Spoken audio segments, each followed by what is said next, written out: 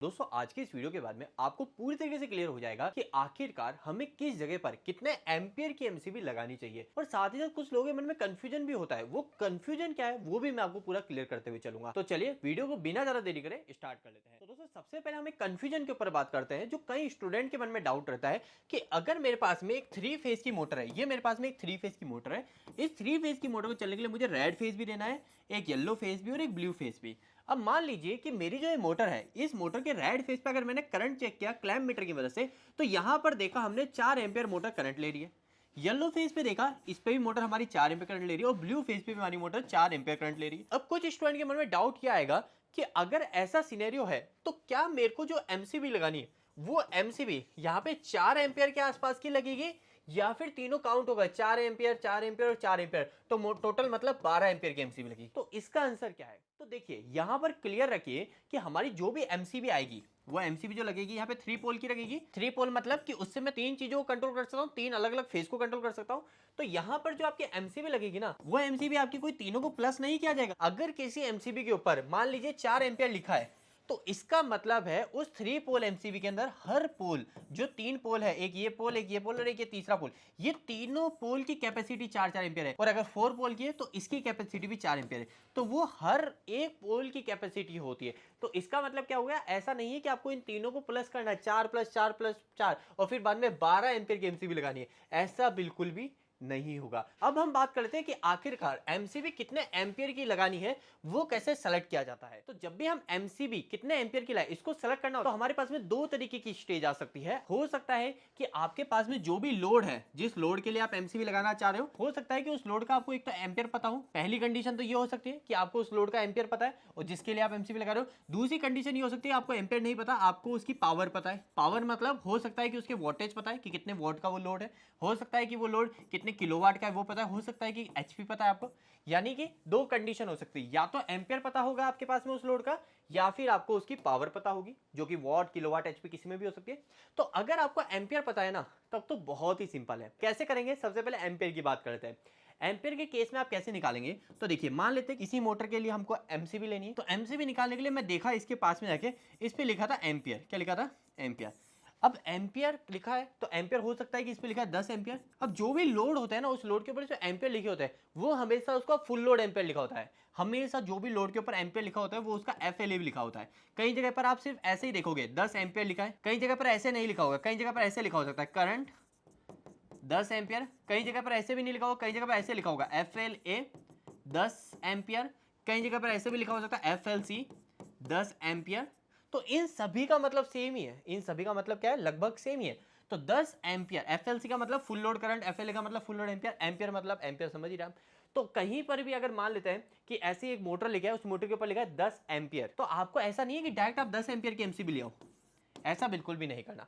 आपको हमेशा एक सेफ्टी फैक्टर को मल्टीप्लाई करना होगा। सर्विस फैक्टर किस लिए होता है? ये आपका हमेशा इस केस में होता है कि कभी भी आपकी जो मोटर है कुछ अनवांटेड कंडीशन में आई, कुछ थोड़ा बहुत ज्यादा करंट हमने लेने लग गई, यानी मोटर पुरानी हो गई तो थोड़ा ज्यादा करंट ले रही, ऐसी कंडीशन में भी आपकी एमसीबी बार बार ट्रिप ना हो, तो उसके लिए हम हमेशा सर्विस फैक्टर ऐड करते हैं। वो होता है आपका 1.25%, जिसके लिए आप सिंपली 1.25 का मल्टीप्लाई कर लीजिएगा, मतलब 25% एड ऑन हो जाएगा। तो जैसे कि अगर मेरे पास में 10 एम्पियर की हमारी कोई मोटर है, उस पर लिखा है 10 एम्पियर, तो उसके लिए मैं एमसीबी लेके आऊंगा 10 मल्टीप्लाई बाय 1.25, तो ये जो टोटल आ गया ये आ गया 12.5 एम्पियर। अब सवाल आता है क्या मैं 12.5 एम्पियर की एमसीबी लेके आऊं? तो 12.5 एम्पियर की एमसीबी मार्केट में है या नहीं, पहले तो सबसे पहले यही हो जाएगा। अगर मिलती है 12.5 की तो 12.5 लेंगे, अगर नहीं मिल रही है तो कितने एम्पियर की एमसीबी लाऊं?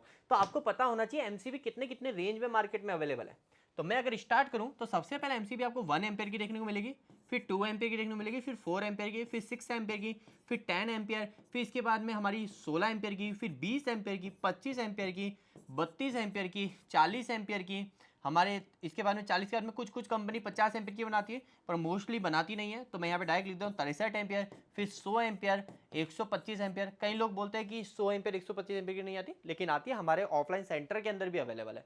और साथ ही साथ मैं यहाँ पर इंक्लूड करना चाहूंगा कि अगर आप में से कोई भी पर्सन इंडस्ट्री का ऑटोमेशन वर्क सीखना चाहता है, RLC, PLC, SCADA, HMI, VFD, इन सब पे काम करना सीखना चाहता है, पैनल की वायरिंग करना, पैनल पे प्रोग्रामिंग करना, पीएलसी पे वीएफडी में पैरामीटर सेट करना, ये सब चीज़ सीखना चाहते हो तो आप हमसे ऑनलाइन भी सीख सकते हो और ऑफलाइन भी सीख सकते हो। हमारी ट्रेनिंग द बेस्ट होती है, इस चीज की श्योरिटी आप इससे जान सकते हो कि हमने ओपन चैलेंज दे रखा है 1 लाख रुपए जीतने का। कोई भी इंस्टीट्यूट का पर्सन आ सकता है हमारे पास में अपने स्टूडेंट को लेके और कंपीट करा सकता है अपने स्टूडेंट को। अगर उनके स्टूडेंट का लेवल हमारे स्टूडेंट से ज्यादा निकलता है तो 1 लाख रुपए इलेक्ट्रिकल दोस्त की तरफ से उस स्टूडेंट और इंस्टीट्यूट को दिया जाएगा। तो इससे आप पता कर सकते हो कि किस लेवल की ट्रेनिंग हमारे पास में यहाँ पर सेंटर में होती है। हमारे पास में नेपाल से भी स्टूडेंट आते हैं, हमारे पास में मालदीव से भी स्टूडेंट आते हैं, तो हर तरीके के स्टूडेंट आते हैं। आप आइए, देखिए, 2 दिन हमारी ट्रेनिंग बिल्कुल फ्री होती है, उसके बाद में ज्वाइन कीजिए। और अगर आप किसी इंडस्ट्री में जॉब कर रहे हो और हमसे ये सारी चीज सीखना चाहते हैं तो आप हमारी ऑनलाइन भी हमसे ये सारी चीज सीख सकते हो। इसके लिए आप हमारी एप्लीकेशन डाउनलोड कर लीजिए जो आपको प्ले स्टोर पे मिल जाएगी इलेक्ट्रिकल दोस्त नाम से, और आपको डिस्क्रिप्शन बॉक्स में भी लिंक मिल जाएगा। कुछ भी अगर मन में डाउट है, नहीं समझ में आ रहा है कि आपके कैरियर के लिए क्या सही रहेगा, आपको क्या सीखना चाहिए, तो आप कंफ्यूज मत होइए, डायरेक्ट कॉल कीजिए हमारे नंबर पे 8690045999। ये हमारा ऑफिस नंबर है। ऑफिस नंबर पे कॉल कीजिए, हमारी सपोर्ट टीम आपको पूरा हेल्प करेगी कि आपके लिए क्या बेस्ट है, आपको क्या सीखना चाहिए। होप कि आपको यहाँ तक क्लियर है। अभी हम टॉपिक पे वापस आते हैं। हमने बात करी कि कितने कितने एम्पियर की एमसीबी मार्केट में अवेलेबल है, और मेरे को पता चल गया कि मेरी मोटर थी 10 एम्पियर की, उस पर लिखा था फुल लोड एम्पियर, और मैंने मल्टीप्लाई कर लिया 1.25। क्यों? सर्विस सेक्टर मल्टीप्लाई करने का 12.5 आया, तो अब 12.5 आ गया। तो 12.5 की मार्केट में अवेलेबल है क्या एमसीबी? नहीं है, क्योंकि यहाँ पर 10 के बाद में डायरेक्ट कितनी आती है? 16। तो आप 10 की एम्पियर की एमसीबी लगाएंगे 16, तो आपको हमेशा 16 की लगानी है। आपको ज्यादा वाला ऑप्शन सेलेक्ट करना है, प्लस वाला। तो 16 एम्पियर की आप एमसीबी लेके आ जाएंगे। होप कि आपको यहाँ तक क्लियर हो गया। हमने पहला मेथड समझ लिया कि आपके लोड पर कितने की एमसीबी लगानी है। तो आपको पहला मेथड था कि आपके पास में एम्पियर लिखा होगा, आप डायरेक्ट उससे निकाल लोगे, तो हमने ये निकाल के सीख लिया। लेकिन सेकंड केस में हो सकता है कि आपको किलोवाट पता हो, उसका एचपी पता हो, या फिर उसके वोल्टेज पता हो, यानी उसकी पावर पता हो, तो आप उस केस में कैसे निकालोगे एमसीबी का सिलेक्शन। तो देखिए, मान लेते कि मेरी यही मोटर है, इस मोटर के ऊपर एफएलए नहीं लिखा हुआ, इसका एम्पियर मुझे नहीं पता। तो उदाहरण के तौर पे मान लेता हूं कि इस मोटर के ऊपर मेरा लिखा हुआ है 10 किलोवाट। क्या लिखा है? 10 किलोवाट। तो कभी भी आपके पास में किलोवाट हो, वॉट हो, एचपी हो, इनसे करंट निकालना है तो आपको करंट निकालने का फॉर्मूला पता होना चाहिए। एम्पियर निकालने का फॉर्मूला होता क्या है? तो एम्पियर निकालने का फॉर्मूला बहुत ही सिंपल है। आपको क्या करना है, ऊपर पावर रखनी है। क्या रखनी है? पावर, और नीचे डिवाइड कर देना है वोल्टेज के साथ में पावर फैक्टर और एफिशिएंसी। ठीक है, अब ध्यान रखिएगा, आपके जो लोड होते हैं ना, 2 तरीके के होते हैं। एक लोड होता है जो सिंगल फेज से चल रहा है, एक फेज और एक न्यूट्रल, यानी मोटर है वो फेज और न्यूट्रल चलेगी। और एक लोड है जो 3 फेज से चलेगा, आर वाई बी तीनों फेज देने। कोई मोटर हो सकती है सिंगल फेज की हो सकती है और 3 फेज की हो सकती है। तो अगर सिंगल फेज की है ना, तब तो फॉर्मूला यही काम आ जाएगा। लेकिन एक बात ध्यान ना, यहाँ पे जो फॉर्मूला के अंदर जो पावर है ना, यहाँ पे वॉट में होती है। हमेशा वॉट में लिखना, चाहे किलोवाट भी होगा तो भी आपको वॉट में कन्वर्ट करना है, एचपी भी है तो भी वॉट में कन्वर्ट करना है। कैसे करता है अभी मैं बताने वाला हूं। लेकिन अगर आपके पास में लोड 3 फेज का है, जैसे ये मोटर 10 किलोवाट की, तो 3 फेज की है, तो मेरे को वोल्टेज के साथ में मल्टीप्लाई करना है √3। √3 याद नहीं रहता, कोई बात नहीं, आप क्या याद रख लो, यहाँ पे एम्पियर के फॉर्मूले के लिए आप याद रख लो, यहाँ पे √3 की वैल्यू 1.732, ये √3 की वैल्यू होती है, ये हमेशा याद रखना। 1.732 वोल्टेज के साथ में हमेशा मल्टीप्लाई होगा अगर हमारे 3 फेज की मोटर है। तो अब देखो, मेरी मोटर किसकी रेटिंग किस में है? किलोवाट के अंदर। किस में है? किलोवाट में। और मेरे को यहाँ पे क्या पुट करना है? वॉट में। आपके पास में है किलोवाट में, तो किलोवाट से आपको क्या करना है? वॉट में कन्वर्ट करना है। तो किलोवाट से वॉट में कन्वर्ट करना बहुत ही सिंपल है। 1 किलोवाट के अंदर होते हैं हमारे 1000 वॉट। कितने होते हैं? 1000 वॉट। तो आप क्या करेंगे, जितने भी किलोवाट है, 10 किलोवाट है तो 10 के अंदर मल्टीप्लाई कर लो 1000 से, सिंपल। और यहां पे रख दो फिर बाद में ऊपर कितने वॉट है? 10,000। सिंपल हो गया काम, हमारे 10,000 लिख दिया हमने, क्योंकि हमें पता है 10 किलोवाट की मोटर, तो 1000 मल्टीप्लाई किया 10,000। लेकिन अगर मेरे पास में किलोवाट में रेटिंग नहीं होती, मेरे पास में एचपी में होती, तो ये मोटर लिखिए 10 एचपी। तो अगर आपको एचपी से वॉट में कन्वर्ट करना है, ध्यान रखिए, एचपी से यदि हमें वॉट में कन्वर्ट करना है तो 1 एचपी होता है हमारा 746 वॉट। कितना? 746 वॉट। तो कितना? 10 एचपी है ना, तो 10 के अंदर मल्टीप्लाई कर लो 746 से, तो ये कितना आ गया? 7460 वॉट। ठीक है, तो 10 एचपी है, तो यहां पर मैंने कितना लिखा? 10 एचपी मल्टीप्लाई बाय 746, तो ये आ गया 7460 वॉट। और नीचे डिवाइड करना है किससे? 1.732, तो यहाँ पे 1.732 वोल्टेज कितना है 3 फेज का? मान लेते हैं 415। अब पावर फैक्टर और एफिशिएंसी में क्या लिखेंगे? कई लोगों के मन में कंफ्यूजन ये होता है। तो देखो, पावर फैक्टर तो हमारा जनरली इंडस्ट्री में हम जो रखते हैं वो रखते हैं 8.5, 9 के आसपास, 9.5। लेकिन हम एवरेज हमेशा पावर फैक्टर, अगर मुझे नहीं पता, वैसे तो हमारे लोड के ऊपर लिखा होगा पावर फैक्टर, अगर आपको नहीं पता तो डायरेक्ट आप 0.9 मान लीजिए। अब एफिशिएंसी एक और चीज होती है, एफिशिएंसी कितनी रखो, एफिशिएंसी रखना भी जरूरी है। तो एफिशिएंसी हमारी डिपेंड करती है मोटर के ऊपर। अगर मोटर छोटी है 3 HP से नीचे है, 2 HP से नीचे है, तो उस समय एफिशिएंसी उसकी बहुत कम होती है। वहां पर हम 0.7 0.6 मेंशन करते हैं। अगर हमारी मोटर बड़ी है, 3 HP से 20 HP तक की है, मीडियम साइज में है, तो उस केस में एफिशिएंसी 0.8 0.85 होती है। लेकिन अगर इससे भी बड़ी मोटर है, 20 HP से बड़ी मोटर, तो आप देखोगे वहां पे एफिशिएंसी ज्यादा होती है, 9.5 तक होती है। लेकिन हम ऑन एवरेज क्या रखते हैं, अगर आपको नहीं पता तो इसको भी आप 0.9 मान लीजिए। ठीक है, दोनों को 0.9 0.9 मान लीजिए। पर ध्यान रखना, अगर आपकी सिंगल फेज की मोटर है तो यहां पर इससे मल्टीप्लाई नहीं होगा, 1.732 नहीं आएगा वोल्टेज साथ में, बस इतना ही फर्क है। सिंगल फेज का एम्पेयर निकालना और 3 फेज का एम्पेयर निकालने में कुछ ज्यादा फर्क नहीं है। वोल्टेज साथ में 3 फेज में 1.732 मल्टीप्लाई हो जाएगा और कुछ भी नहीं।